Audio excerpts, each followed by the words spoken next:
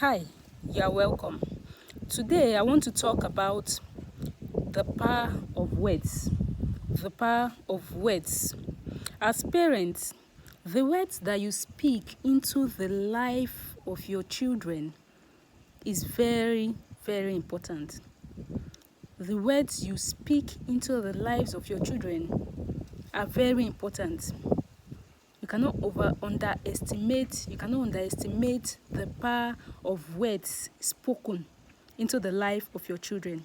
Now, I notice that some parents are careless with the choice of words they use when speaking to their children. They are not conscious of the words that they use when addressing their children. I've seen a parent whose child was under my care, and when he came to where we were, he was yelling from a distance. He was yelling the child's name from a distance. And because the place was a bit noisy, we didn't hear him calling out for the child. And when he got to where we were, this parent was addressing his child, and he was saying, "This goat, this is you. Is it not this goat? Look at you, this goat. I've been calling you since, you this goat." And I was shocked. I had to tell him, "Please, you don't use such words in my presence. You don't use such words when addressed. I know this is your child, but as long as I am present, you are not permitted to use such words on this child. You're not permitted." And I was trying to lecture him. "Do you know the words? Okay, you've been complaining that this child misbehaves. This child doesn't act well how you want.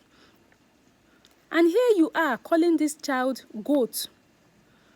And the child was telling me that, oh, that is his usual way. That is how he usually addresses them. That is how he usually addresses them. And you are complaining that your child misbehaves, yet you call your child a goat. Some people call their children stupid. Some call their children mad. Some call their children useless.